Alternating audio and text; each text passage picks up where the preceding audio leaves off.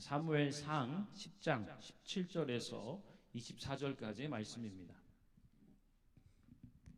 하나님께서 우리에게 주시는 말씀, 우리 함께 저와 여러분 교독하도록 하겠습니다. 사무엘이 백성을 미스바로 불러 여호와 앞에 모으고 이스라엘 자손에게 이르되 이스라엘 하나님 여호와께서 이같이 말씀하시기를 내가 이스라엘을 애굽에서 인도하여 내고 너희를 애굽인의 손과 너희를 압제하는 모든 나라의 손에서 건져내었느니라 하셨거늘 너희는 너희를 모든 재난과 고통 중에서 친히 구원하여 내신 너희의 하나님을 오늘 버리고 이르기를 우리 위에 왕을 세우라 하는도다. 그런즉 이제 너희의 지파대로 1000명씩 여호와 앞에 나오라 하고 사무엘이 이에 이스라엘 모든 지파를 가까이 오게 하였더니 베냐민 지파가 뽑혔고 베냐민 지파를 그들의 가족별로 가까이 오게 하였더니 마드리의 가족이 뽑혔고 그 중에서 기스의 아들 사울이 뽑혔으나 그를 찾아도 찾지 못한지라. 그러므로 그들이 또 여호와께 묻되 그 사람이 여기 왔나이까? 여호와께서 대답하시되 그가 짐 보따리들 사이에 숨었느니라 하셨더라. 그들이 달려가서 거기서 그를 데려오매 그가 백성 중에 서니 다른 사람보다 어깨 위만큼 컸더라. 사무엘이 모든 백성에게 이르되 너희는 여호와께서 택하신 자를 보느냐? 모든 백성 중에 짝할 리가 없느니라 하니 모든 백성이 왕의 만세를 외쳐 부르니라. 아멘. 이 시간에는 우리 안성화 전사님께서 토트 키즈 친구들 위해서 그리고 김명숙 전사님께서 틴즈 친구들 위해서 말씀 전해주시겠습니다. 이 시간에 할렐루야로 맞이하죠. 할렐루야.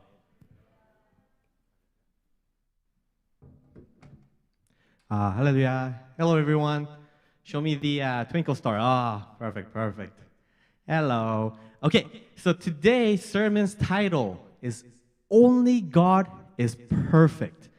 Only God is Perfect. Okay, let me read you guys 1 Samuel chapter 10, verse 22, 23, and 24. So they inquired further of the Lord, has the man come here yet? And the Lord said, yes, he has hidden himself among the supplies.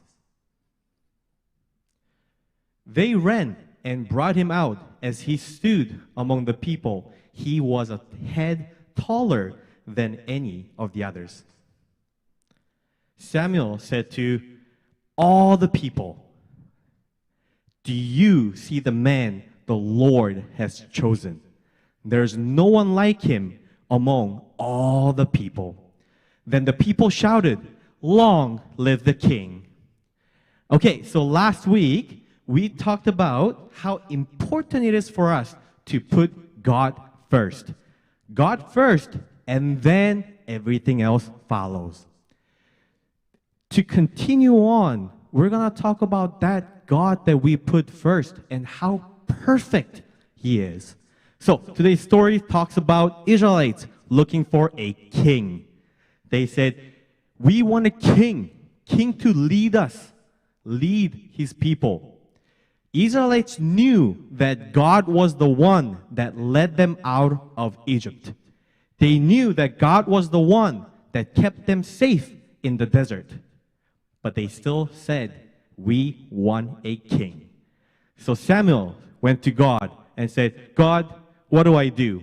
And God said, do not worry. I'll choose a king for you. His name is Saul, and make him the first king of the Israelites. As written in the Bible, King Saul was great. He was taller than anyone else, like 전도사님. Not this 전도사님, 전도사님 Kim. And he was wise, and he was brave.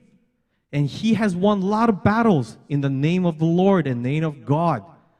But keep in mind that he was a human being. He was not God.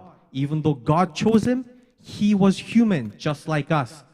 And towards the end, Saul also made a lot of mistakes. For example, he disobeyed God and he tried to kill David. Keep that in mind that King Saul was not perfect either. Us, we have a lot of friends. You have friends beside you, you have friends at school, you have people that you love.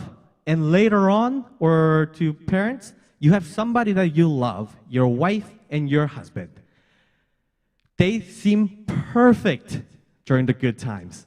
During the good times, you will change nothing about them because they are perfect. But things fall apart when they make mistakes. When one mistake or some kind of mistake that hurts you, now you know they're not perfect. Your friends are not perfect. Your husband and wife, they're not perfect either. But keep in mind, God gave them to you. And who is perfect here? God is perfect.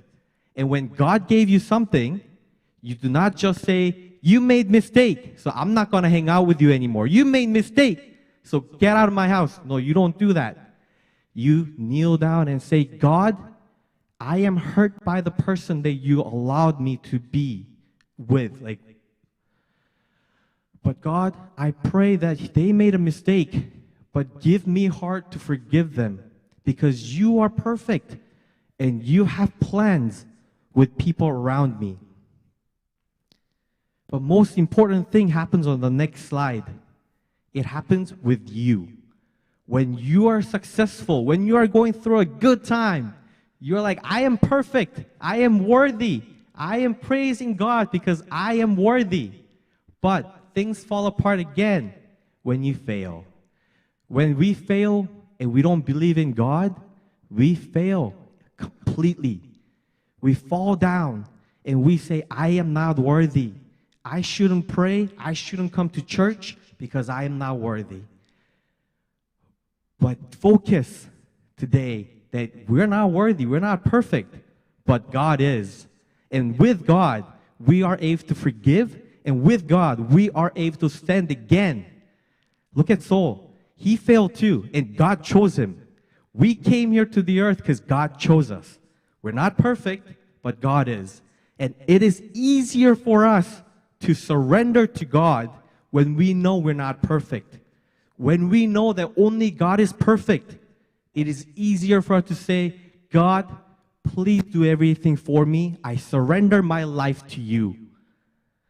So focus on that. And when the person beside you is not perfect, don't just say, I hate you, get out of my life. No. Kneel down and pray to God. God, forgive them. Even though they made mistake, even though they have a lot of mistakes and flaws, they are perfect because you, God, are perfect. Who showed this? Nothing. Who else showed this but Jesus? When Jesus was crucified, a lot of people wanted to kill him. A lot of people say, die, die, Jesus. But Jesus never said, you guys made a mistake, I'm not going to die for you guys anymore. No, Jesus said that on Luke chapter 23, verse 34. Jesus said, Father, forgive them, for they do not know what they're doing. Jesus did not blame the people because people make mistakes. He knows we're not perfect. Jesus kneeled down to God and said, God, forgive them because you are perfect and you have your ways and I follow. I surrender my life to you. Okay? So this week, I want everybody to remember this. That when you fail, when you fall, when your friends fail, when your friends fall, pray to God. Because only He can fix it. Because He's the perfect God. Let's repeat this after me, loud and clear. Only God. Louder, louder. Only God is perfect. Amen. I'll see you guys next week.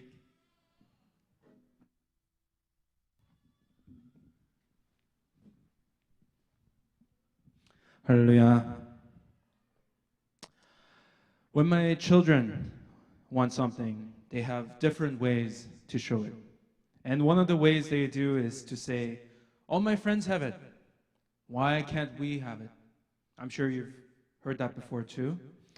And then I have to explain to them that either that they're not old enough or that they don't really need it, or give them some other reasons, other valid reasons.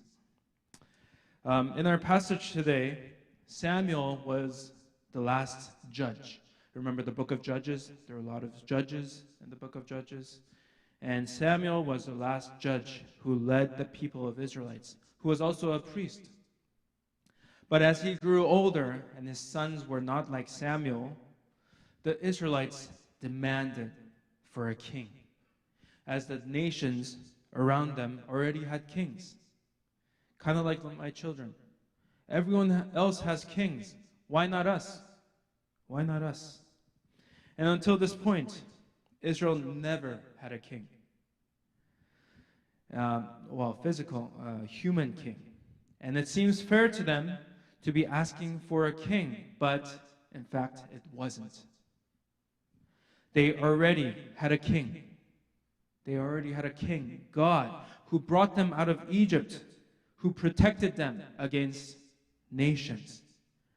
They were God's people, and God was their king. But by asking for a king, while it seemed right in their own eyes, they were actually rejecting God as king. Samuel also knew this and prays to God about it. And God, knowing that they were rejecting God as king, still provides them with a king. In fact, God chose Saul to be first king of Israel, who was a humble man, as in the passage today. He was hiding when he was being called up as to be anointed as a king. And God also poured out his spirit on Saul to be with him. And even in the midst of sins of the Israelites, God still provided for them. God still provided them a king. With all the bad things happening, God provided a good king for them. And we also have Jesus. We also have Jesus, who is the King of Kings, who is our King, who redeemed us, who bought us through the cross with the price of being crucified on the cross. And we are also called to be his people. But we have to look at our lives. If we are living as God's people with Jesus as our King. Last week I mentioned that our whole life, everything that we do must be worship to God. It must be to honor God. So to live our lives with Jesus as our King means to ask these questions. Is Jesus King of our thoughts? Is Jesus King of our words, our habits, our priorities, our future plans? Is Jesus King over all these things in our lives? Instead of doing things because everybody else is doing it, we need to ask these questions and really think if Jesus is the King in our lives. Our VBS that's coming up, that's also what we're trying to do, to have Jesus as King over the children's lives. Not to be lied to with the world, with the lies that they're feeding us, but to be holy people of God who stands on the truth of the Bible, on God's truth. So I pray that our church would have Jesus as the only King, who is the King of Kings, and live our lives as God's people. Amen. 아멘. 할렐루야. 우리 자녀들 2층으로 올라가서 또 말씀 듣고 또 찬양하고 공부하는 시간 가질 텐데요. 이 시간에 사랑과 격려의 박수로 보내도록 하겠습니다. 할렐루야.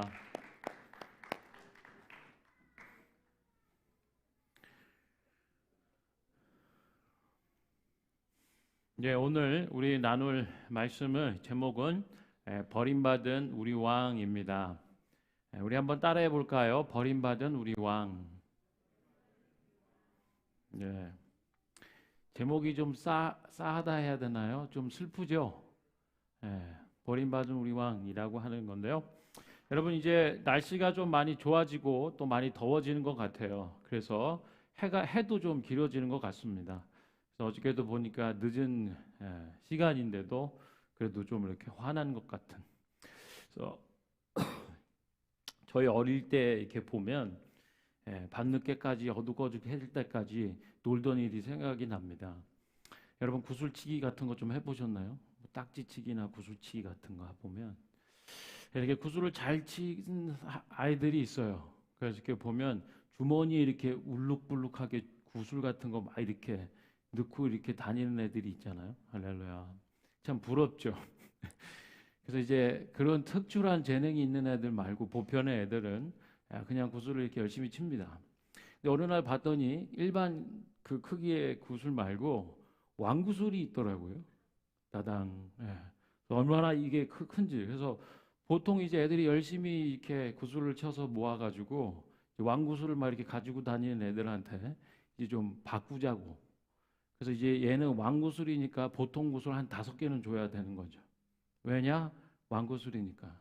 그렇게 가치가 있다라고 할 수 있겠죠. 서로 이렇게 막 바꾸면서 교환 트레이드하면서 했던 기억도 있는데 여기 캐나다 와서 보니까 제가 이제 그 청소년부 담당을 할 때 봤더니 NBA 선수 뭐 카드 같은 거 혹시 아세요? 뭐 이렇게 비닐에 들어 있는 건데 그것도 꽤 줘야 되는 것 같은데 그걸 이렇게 뜯으면 이렇게 선수들 뭐 이렇게 나오는 거예요. 근데 거기에 이제 원하는 레어 아이템이 있는 거죠. 자기가 좋아하는 선수라든지 그리고 또 거기에 뭐 이렇게 보편적인 선수 말고 희귀한 뭐가 있으면 그거를 얻기 위해서 계속 사는 겁니다. 그리고 어떤 날을 봤더니 거기 교회 앞에 거기 뭐 이렇게 해서 사서는 비닐을 까가지고는 그냥 그거는 둬. 그리고 자기가 원하는 게 없으면 그냥 거기다 그냥 버리고 가는 거예요. 자기가 원하는 희귀, 레어 아이템만 있으면 된다라는 거죠. 그래서 뭐 이렇게 희귀 아이템도 애들끼리 또 막 서로 바꾸기도 하고 그러는 거죠.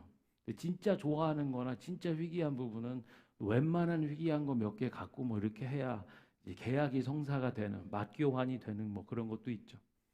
여러분 자녀들 가운데도 이제 키우다 보면 포켓몬 카드 뭐 이런 거 있잖아요.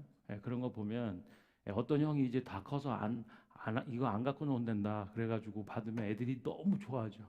근데 애들 이렇게 보면 막 그 안에서 서로 막 교환을 하고 막 그러는데 거기도 참 이렇게 교환하는 뭐 1대 몇 비율이 있고 뭐 그렇더라고요. 근데 여러분 재밌는 것은요. 우리 어릴 때를 기억해 보거나 요즘 시대 애들 이렇게 봐도 아이들 사이에서 카드 교환하는 것에도 통용되고 또 인정되는 뭐 가치와 방식이 있다 뭐 이런 거를 발견합니다. 아이들도 희귀한 것을 얻기 위해서는 그에 상응한 귀한 카드를 지불을 해야죠. 그래서 아이들이지만 가치에 대한 평가와 또 그것을 뭐 교환하고 이런 부분에 대해서는 잘 아는 거죠. 믿지는 장사는 하지 않아요. 믿지는 교환은 절대로 하지 않습니다. 대등한 가치의 교환이 이루어지는 거죠. 아이들의 놀이 세계에서도 이렇게 가치가 대등하게 이분 트레이드가 될 수 있게 하는 거죠. 그런데 오늘 본문에서 보면은요 정말 믿기 힘든 믿을 수 없는 놀라운 일들이 벌어집니다. 언이분한 트레이드가 발생하는 거죠. 최상의 것을 그보다 못한 것과 교환하는 일이 벌어져요. 그리고 좀 더 엄밀히 얘기하면 최고의 것을 형편없는 것과 바꾸어 버리는 인생들의 모습을 보게 됩니다. 오늘 본문은요 이스라엘의 왕정이 시작되는 그런 시기입니다. 그런데 왕을 선택하고 왕을 구하고 하는 이 과정 속에서 이스라엘이 참 어리석다라고 하는 것을 보게 돼요. 어리석을 뿐 아니라 굉장히 위태로운 선택을 하고 있는 것을 봅니다. 그렇다면 이스라엘 선택은 뭐였는가? 한마디로 얘기하면 하나님을 버리고 사람을 왕으로 삼아 주십시오라고 요구하는 거예요. 아니, 하나님과 인간을 서로 맞바꾼다고요? 이런 트레이드가 있나요? 믿을 수 없는 언이분한 트레이드가 발생하고 있는 거죠. 사실 하나님이 왕 되신다라는 것과 사람이 왕이 된다라는 것, 이 두 가지 사실을 놓고 생각을 해보는 거예요. 어떤 사람은 생각할 수 있죠. 아니 왜? 그럴 수도 있지. 생각하시는 분도 있을 수 있어요. 눈에 보이지 않는 하나님이 하나님을 왕으로 모시고 사는 것보다 눈에 보이는 사람이 왕 노릇하는 게 더 나을 수도 있지 않나? 뭐 이렇게 생각할 수도 있겠죠. 그런데 오늘 본문을 잘 보면 문제가 있어요. 문제는 뭔가라고 하면 사실 이 이스라엘에는 옛적부터 왕이 계셨다라고 하는 점이에요. 왕이 없는데 오늘부터 인간왕 요 이 땅 시작이 아니라 원래부터 왕이 계셨다는 거예요. 그래서 이스라엘의 왕의 부재가 아니라 인간들이 하나님을 거절한 거절의 문제인 거죠. 부재가 아닌 거절과 거부가 지금 문제가 되는 거예요. 우리가 지나왔던 본문의 말씀들, 사사기 시대의 말씀들을 좀 기억을 해보면 그 특징이 사람이 자기 소견에 옳은 대로 살아가는 것이라고 말씀드렸죠. 그리고 그 안에서 벌어졌던 일들을 살펴봤습니다. 지금은요, 그 연장선상에서 벌어진 일이라고 할 수 있어요. 인생들이 자기 소견대로 산다라고 하는 것의 의미는 하나님을 거부한다라고 하는 의미인 거죠. 그리고 여기서 한 걸음 더 나아가서 하나님이 아닌 사람이 왕되는 삶, 그 체계, 그 시스템을 강화하는 것이다라고 할 수 있어요. 자, 그러면 하나님은 이에 대해서 뭐라 말씀하실까요? 눈 시퍼렇게 뜨고 살아계신 하나님, 이스라엘 역사 가운데 그리고 지금 이스라엘 백성 가운데 함께 하시는 하나님은 인생들이 자신을 거절하고 거부하는 일들에 대해서 어떻게 반응하시는가? 그 말씀과 증언에 그 증언을 귀 기울여 볼 필요가 있죠. 오늘 말씀 내용 가운데 보면 하나님의 증언은 이런 거예요. 첫 번째, 너희가 애굽에 종살이 할 때에 노예되었던 그때에 내가 너희를 인도하여 내었다라고 말씀하는 거예요. 두 번째, 거기 그치지 않고 거기에 더해서 너희를 압제하는 모든 나라로부터 너희를 건져내었다라고 말씀해요. 그리고 모든 재난과 고통으로부터 너희를 구원해냈다라고 말씀하는 거죠. 이 얘기는 뭔가 보면 내가 너희 이스라엘의 왕이다, 왕이었다라고 얘기를 하시는 거죠. 자, 이에 더해서 하나님의 사람 사무엘은 이렇게 지적을 해요. 뭐라고 하는가? 너희가 이러한 너희의 하나님을 오늘 버리고 말하기를 요구하기를 우리 위에 왕을 세우라고 요구하였다라고 사무엘은 지적해 주고 있는 거죠. 하나님이 왕으로 계신데 사람들이 거절하는 거예요. 하나님이 거기 안 계신 게 아니었는데 사람들이 거부하는 것이다라고 얘기하는 거예요. 자, 그러면 이제 사람을 하나님 대신해서 왕으로 세운다. 이 체계와 삶, 이 시스템에 대해서 성경은 또 뭐라고 보여주냐면 이렇게 얘기를 해줘요. 백성 중에 사울이 선이 다른 사람들보다 어깨 위만큼 더 컸다. 키가 머리 하나는 더 있었다라고 하죠. 이 시대에 기골이 장대하다라고 하는 것은 굉장히 중요한 요소입니다. 왕이 되는 데 있어서 생각을 해보세요. 그에게 갑옷을 입히고요, 멋진 백마를 타게 해서 전쟁이 발생할 때 맨 앞에 나가서 진두지휘를 한다라고 생각을 해보세요. 근사하죠. 꽤 괜찮죠. 전쟁에 앞서 선다면 이와 같은 이가 없을 거예요. 그래서 이렇게 얘기해요. There is no one like him among all the people. 모든 사람들 이스라엘 백성 중에 이와 같은 이가 없었다라고 하는 거죠. 누가 봐도 사울이 왕으로 세워지면 괜찮은 거죠. 보기 괜찮아요. 우리 시대로 얘기하면 그의 스펙 완전히 대박이에요. 그러나 외형적으로 보여지는 조건과 상황, 이런 부분들이 전부일까? 성경은 분명히 얘기해 줍니다. 뭘 보여주는가? 사람 왕의 허상이 뭔가에 대해서 얘기해 줘요. 본문에서는 이렇게 얘기합니다. 사울이 뽑혔으나 그를 찾아도 찾을 수가 없었다는 거예요. 강조죠. 한 번 찾는 것도 아니고 찾아도 찾을 수가 없는 거예요. 여기저기 모든 사람들이 다 찾습니다. 그런데 보이지가 않아요. 그래서 하나님께 여쭙니다. 그가 여기 왔나요? 하나님 말씀하세요. 구석 진보다리 속에 숨어 있다라고 얘기해 주는 거예요. 찾다 이제 가서 봤더니 저 구석 진보다리들이 이렇게 있는 그 구석에 숨어 있는 사울을 보는 거예요. 우리가 10장 1절에 보면은요, 사울은 이미 하나님께로부터 사무엘을 통해 왕으로 기름 부으심을 받은 상태예요. 내가 너와 함께한다. 이스라엘 백성을 지키는 자로 세울 것이다 라는 말씀까지도 들었어요. 그러나 그 속에는 두려움이 가득한 거죠. 왕으로 세움받고 사람들이 찾지만 찾을 수 없는 구석에 숨어 있는 이유는 뭔가라고 보면 두려움이죠. 어떤 왕도 두려움이 없는 왕은 없습니다. 어떤 인생의 통치자도 걱정과 염려가 없는 인생은 없는 거예요. 그 속에 두려움이 가득해요. 그리고 염려 가운데 자신감도 없는 거죠. 그리고 스스로도 확신이 서질 않아요. 그래서 왕의 책무와 그 책임을 회피하려고 하는 거예요.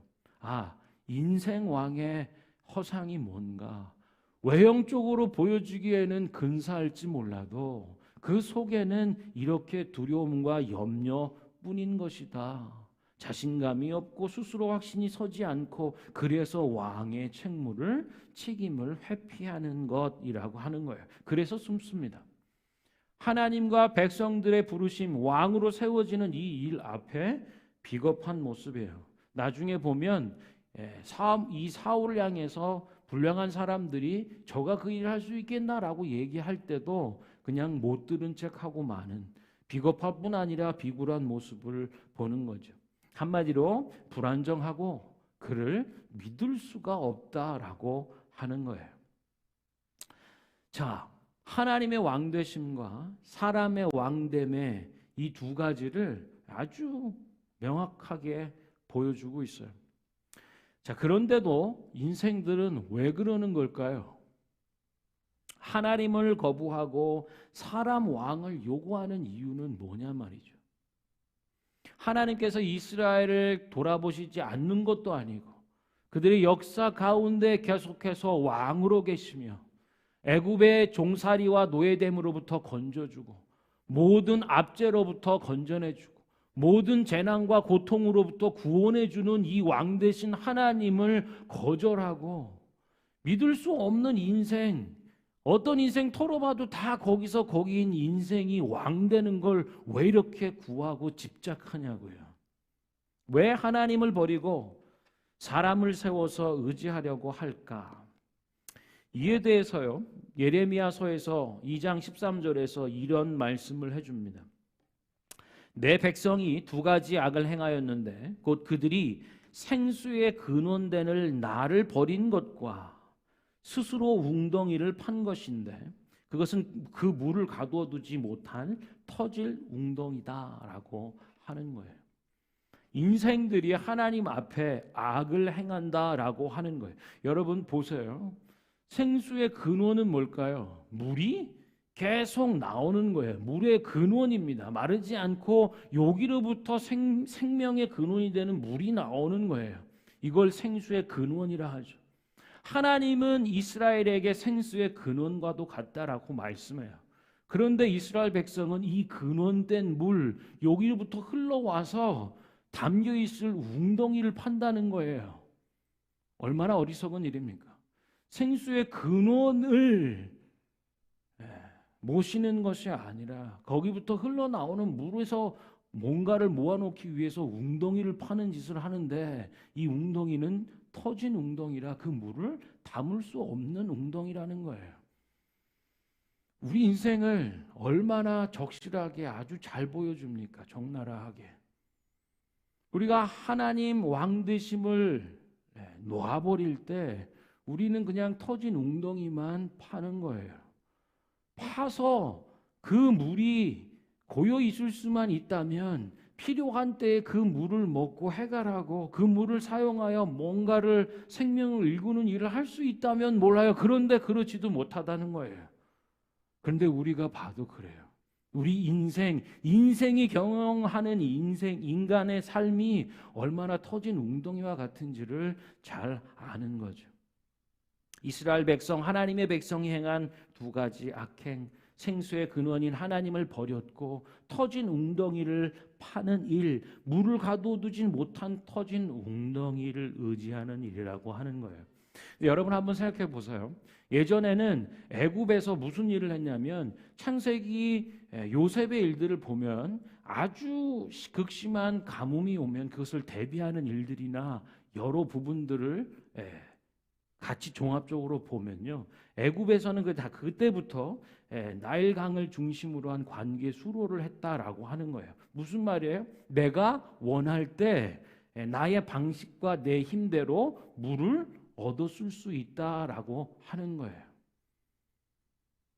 사람들이 자기가 원하는 때에 자기의 방식대로 자기의 힘을 쫓아서 생명의 근원이 되는 물을 얻으려고 했다라고 하는 거죠.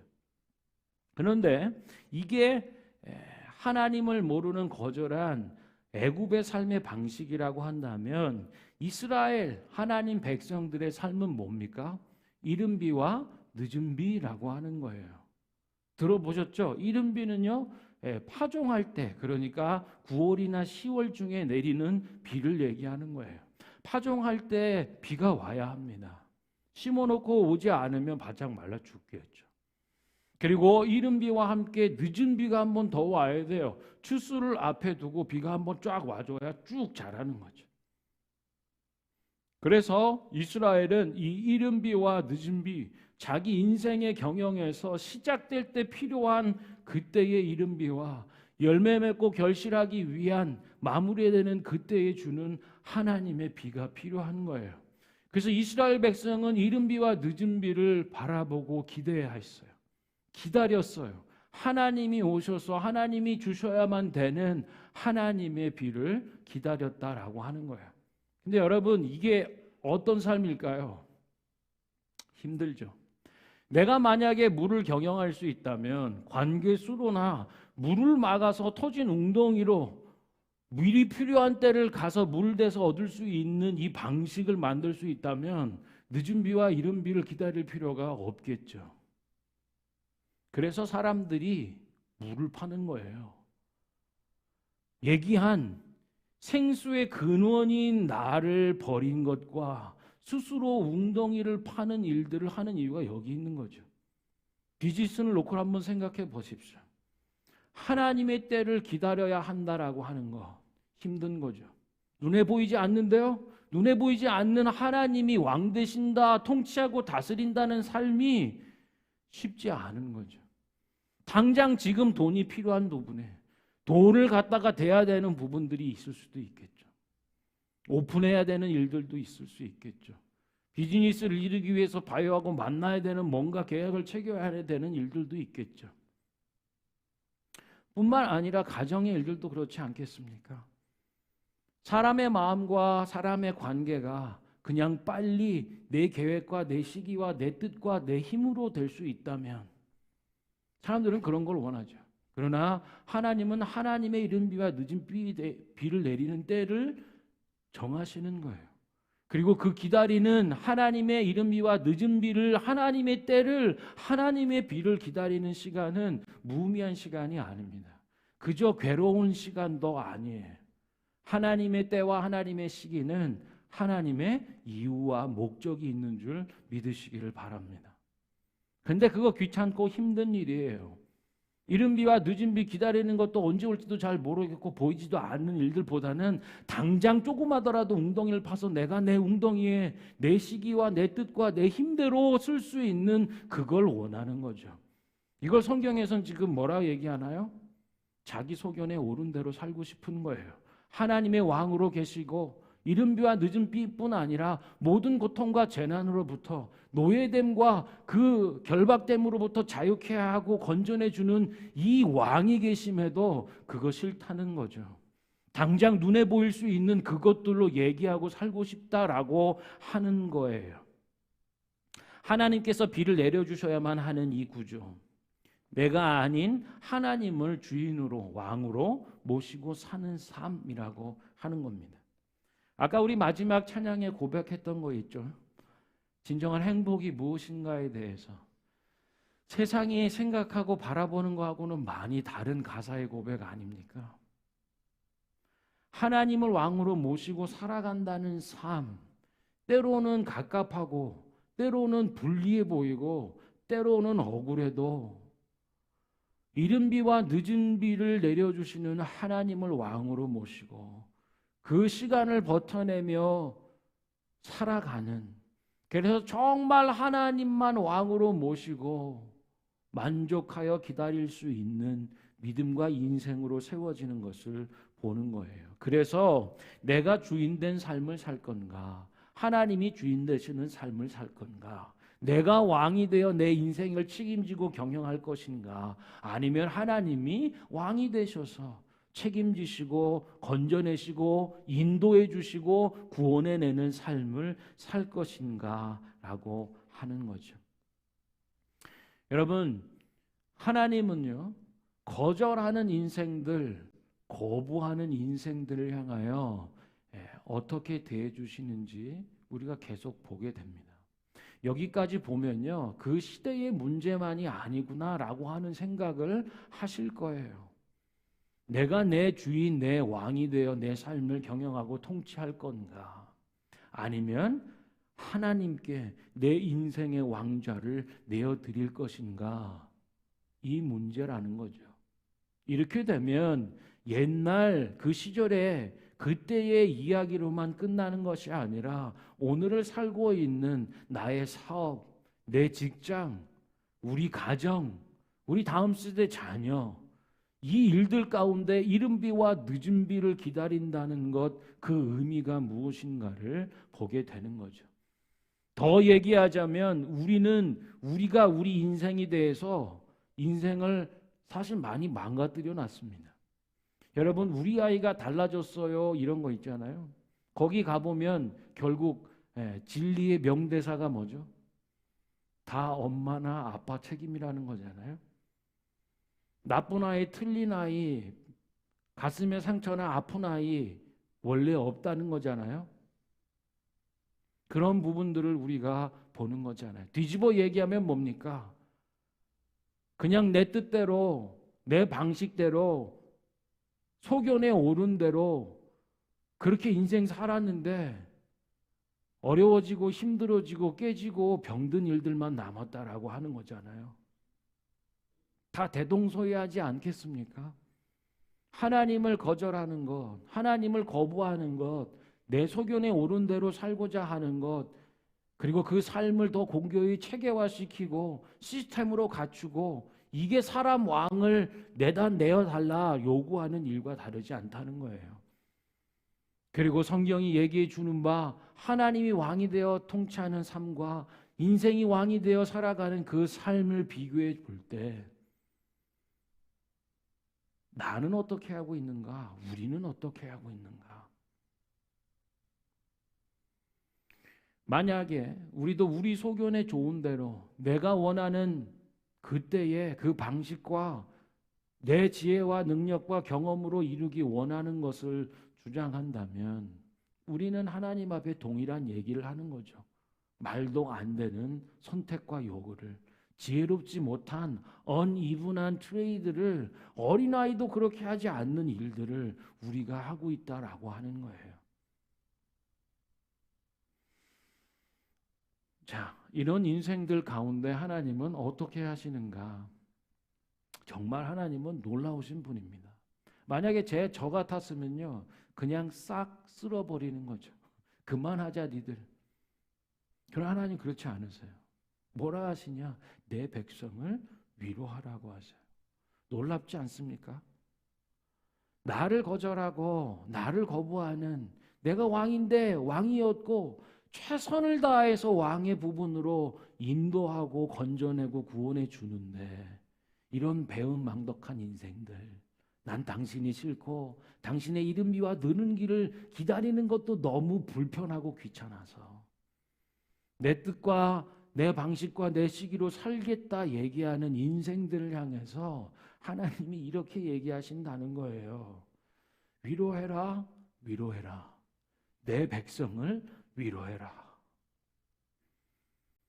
이게 하나님이에요. 우리 왕 대신 우리가 버렸지만, 우리가 거절했지만 거부한 우리 왕께서 여전히 우리에게 대해주시는 바. 예수님은 요한복음 4장에 이렇게 얘기하시는 거죠. 우리를 초대하세요. 위로하라, 위로하라. 내 백성을 위로하라 라고 얘기하실 뿐 아니라 놀라운 자리로 초대하세요. 요한복음 4장의 말씀을 읽어드리면 이렇게 말씀하세요. 네가 만일 이 말씀을 듣는 여인을 향해서 예수님 말씀하시는 거예요. 내가 만일 하나님의 선물을 알았더라면, 하나님의 선물을 알았다면, 또한 내게 물 좀 달라 하는 이가 누구인 줄 알았더라면 내가 그에게 구하였을 것이고 그가 생수를 내게 주었을 것이다. 이게 예수님의, 우리의 왕 예수 그리스도가 우리에게 오셔서 대해주시는 말씀입니다. 우리는 우리의 관계 수로를 만든 일에 집착하고 있어요. 내 소견에 옳은 대로 행하는 게 진짜 행복이라고 생각하고 있어요. 그래서 하나님의 선물이 뭔지도 몰라요. 그런 게 있는지 생각지도 못해요. 그리고 우리에게 찾아오신 그 예수님, 선물 대신 영원한 생수의 근원 대신 그분도 모르는 거죠. 그리고 웅덩이 터진 곳에서 한탄하며 가슴을 치는 거 아닙니까? 내 인생이 이제 어떻게 하면 좋은가? 어떻게 살아가면 좋을지 모르겠다. 그런 인생들 가운데 주님 오셔서 초대해 주시는 거예요. 영원한 생수의 근원이신 예수님에게로 초대해 주는 거예요. 이 물을 마시는 자마다 다시 목마르겠지만 내가 주는 물을 마시는 자는 영원히 목마르지 않을 거야. 내가 주는 물은 그 속에서 영원한 생명 영생하도록 솟아나는 샘물이 될 것이다. 아멘. 여러분, 이 예수님의 초대에 대해서 무지하거나 관심을 기울이지도 못하고 여전히 거절하고 있다면 우리는 주님을 거절하는 거죠. 구약에서요, 계속적으로 주님 하나님을 거절해요. 그리고 하나님의 표현대로 나 오늘 버림받았다라고 얘기하는 것.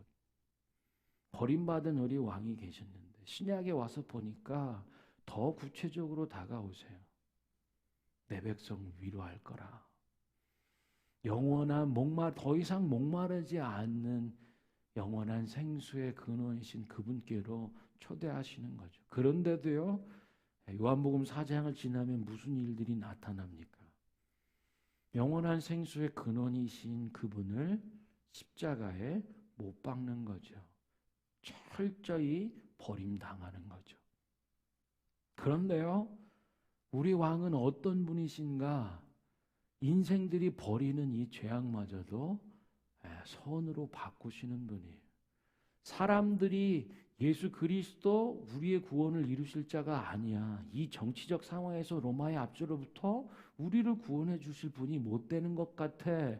아니라고 거절하고 버림받았지만 그 버림받은 십자가에서 자기의 생명을 내어주시고 모든 자를 위한 사랑으로 그 은혜로 대신 죽어줌으로 버림받으심으로 우리의 왕이 되셨다라고 성경은 말씀해 주시는 겁니다.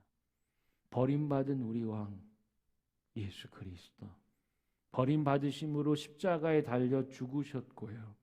죽으심으로 우리의 모든 죄를 사하여 주셨고 3일 만에 다시 부활하여 사심으로 영원한 생수의 근원을 우리에게 베풀어 주세요.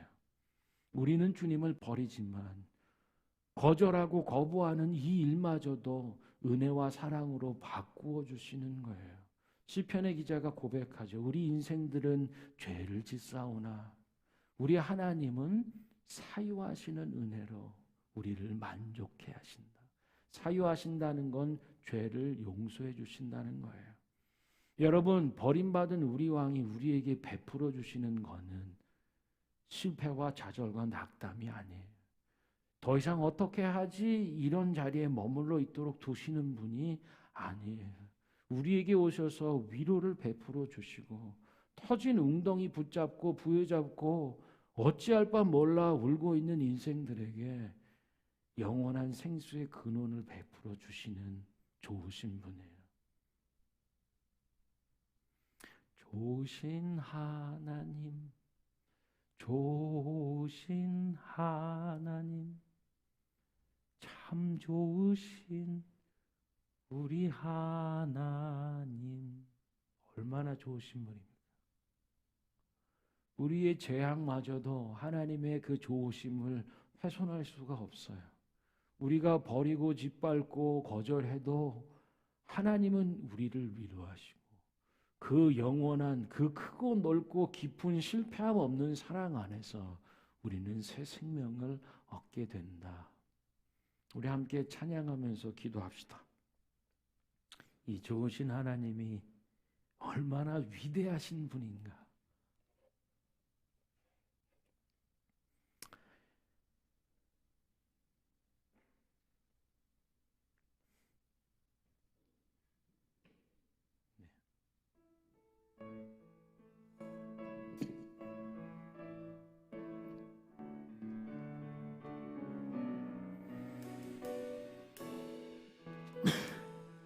갈보리 산 위에 십자가 섰으니 갈보리 산 위에 십자가 섰으니 주가 고난을 당한 표라. 험한 십자가를 내가 사랑함은 주가 보혈을 흘림일세. 최후 승리를 얻기까지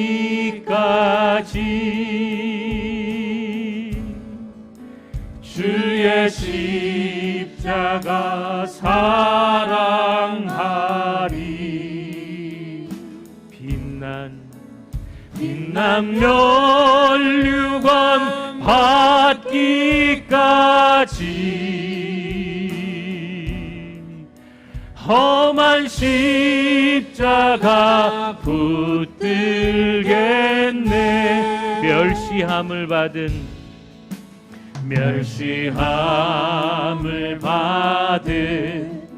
주의 십자가에 나의 마음이 끌리도다.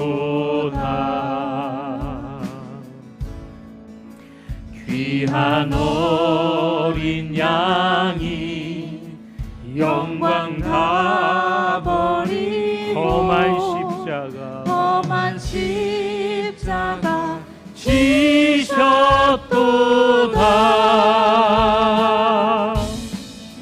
최후 승리를 얻기까지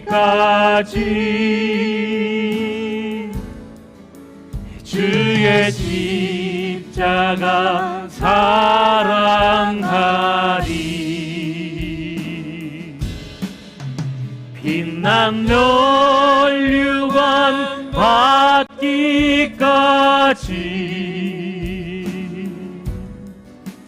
험한 십자가 붙들겠네. 험한 십자가에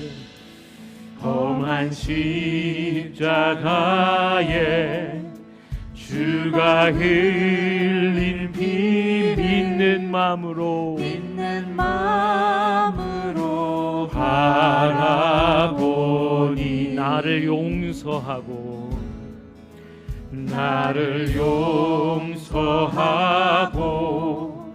내 죄 사하시려 주가 흘리신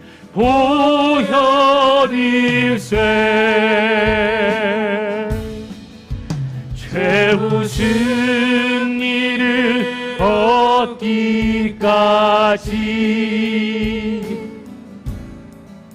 주의 십자가 사랑하리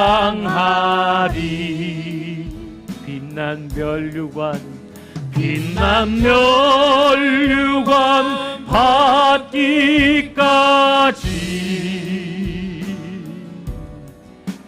험한 십자가 붙들겠네 주가 예비하신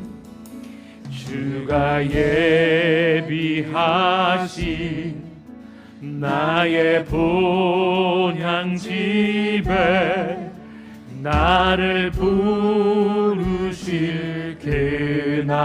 그날까지 험한 십자가를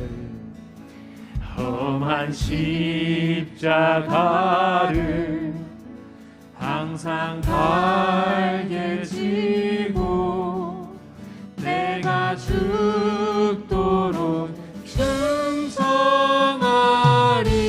아멘 네 채우신 이를 얻기까지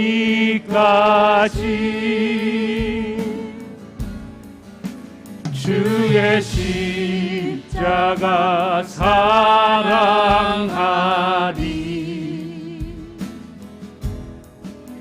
빛난 면류관 받기까지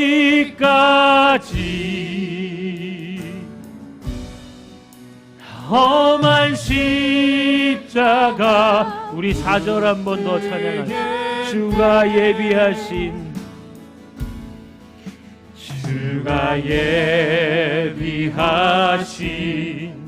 나의 본향 집에 나를 부르실 그날까지 험한 십자가를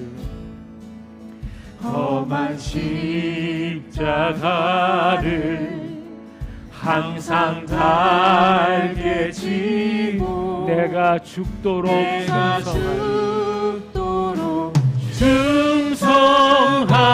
충성하리 채우신 이를 얻기까지 주의 십자가 사랑하리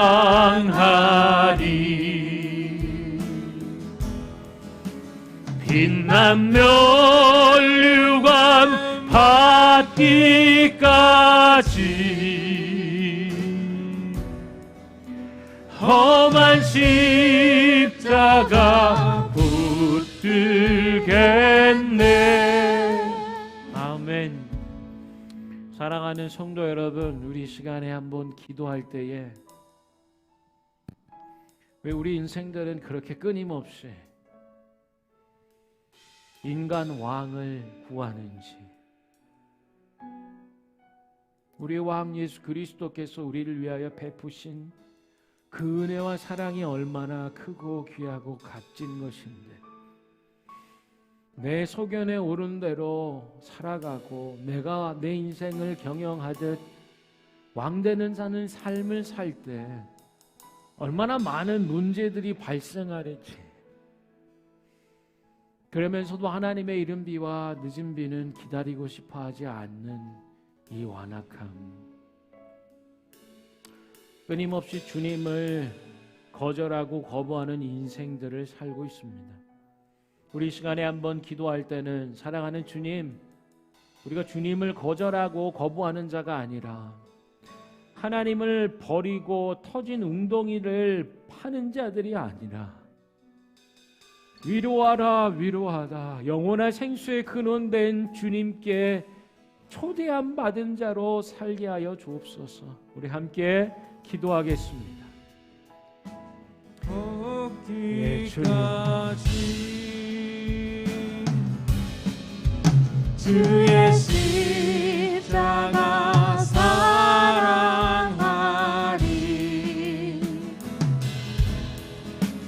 빛난 멸류관 받기까지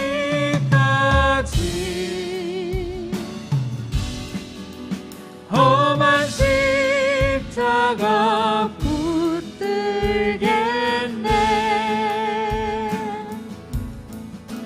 최후 승리를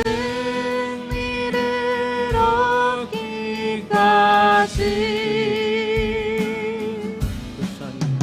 주의 십자가 사랑하리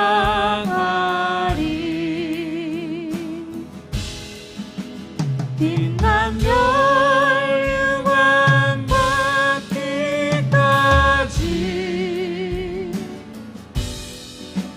험한 십자가 붙들겠네. 우리 한 번 더 기도할 때에 우리가 얼마나 사울 같은 사람인지 하나님 부르실 때에도 그저 두렵고 자신감이 없고 나 스스로도 확신하지 못하는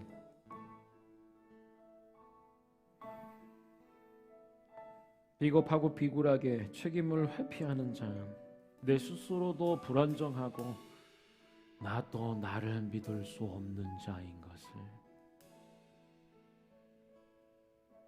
우리 시간에 한번 기도할 때 주님, 우리 속의 두려움을 아시는 주님,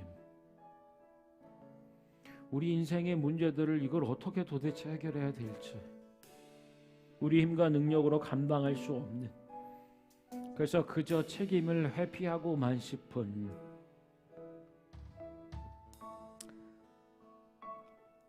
내 소견에 오른 대로 살다 내가 도무지 해결할 수 없는 지경까지 이르는 인생들이 바로 우리인 것을 우리 시간에 한번 기도할 때 주님 위로한다 하셨사오니 나의 두려움을 주님 아시는 주님, 영원한 생수의 근원이신 주님, 나에게 새 생명을 부어 주옵소서.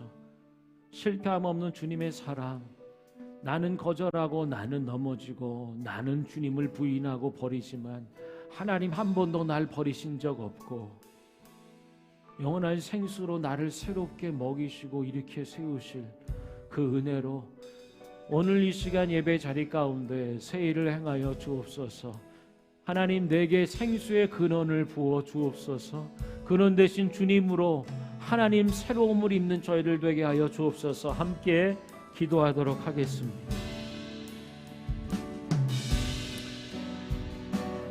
사랑하는 주님, 우리 인생들이 주님 앞에 버린 두 가지 악, 하나님을 버린 것과 스스로 웅덩이를 파는 일, 그러나 하나님 물을 가지지도 못하는 터진 웅덩이들 뿐인 것을 주님 봅니다. 하나님 얼마나 많은 두려움과 염려와 걱정이 우리 속에 있는, 겉으로 보기에는 아닌 것 같지만 하나님 우리 속에 스스로도 믿을 수 없는 불안정한 인생을 하나님 살아가고 있는 우리들입니다.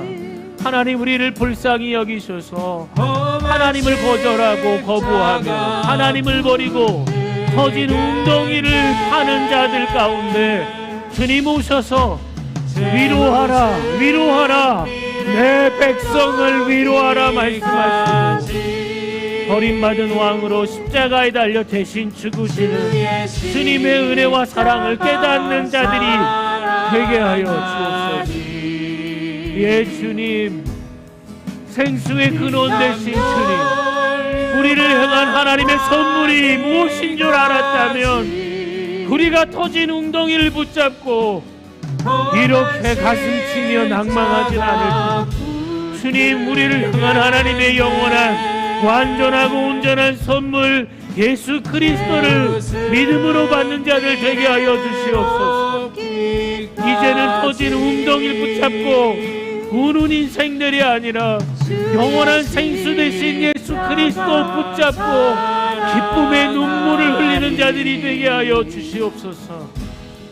우리들은 주님을 부정하고 주님을 부인하고 주님을 버렸지만 주님 우리 버리신 적 없고 그 깊고 넓은 사랑으로 망가뜨려진 인생, 망가진 인생, 다시 기회를 얻을 수 없을 것 같은 상황 가운데 새 일을 행하여 주시옵소서. 주님만이 우리의 영원한 소망이오니 생수의 근원이신 주님 앞에 우리 인생을 드립니다. 우리의 가정을 올려드립니다. 우리의 자녀들을 올려드립니다. 우리의 인생을, 우리의 미래와 우리의 비전을 주님 앞에 올려드리오니 살아계신 하나님, 영원한 생수의 근원 되신 주님, 우리에게 선물로 오신 주님, 주님 안에서 새 생명을 얻는 자들 되게 하여 주시옵소서.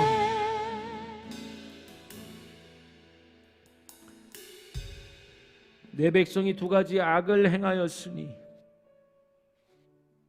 하나는 그들이 생수의 근원인 나를 버린 것과 물을 가두어 두지 못할 터진 웅덩이를 스스로 파는 것이라. 주님의 이른 비와 늦은 비를 기다리는 게 주님 힘들었습니다. 답답하고 괴로웠습니다. 빨리 조급함 가운데 무언가 물을 대야 될 것 같고 내 힘과 내 계획과 내 시간표에 맞춰서 그렇게 진행하길 원했습니다. 그런데 남은 것이라고는 터진 웅덩이, 물을 담아둘 수 없는 것. 주님, 이제 이러한 우리 가운데 오셔서 위로하시겠다 말씀하시는 주님, 너희가 내 선물을 알았더라면, 영원한 생수의 근원된 나를 알았더라면, 예, 주님, 이제 주님께로 우리의 마음을 돌이킵니다. 영원한 생수의 근원 되신 주님을 붙잡습니다. 우리 속에 새 일 행하여 주시고 가라앉은 심령들 주님 안에 해가라는 은혜 더하여 주시고 망가지고 깨진 모든 것들 위에 새 은혜를 부어 주시옵소서. 그렇게 역사 인도하시는 예수 그리스도 이름으로 기도합니다. 아멘.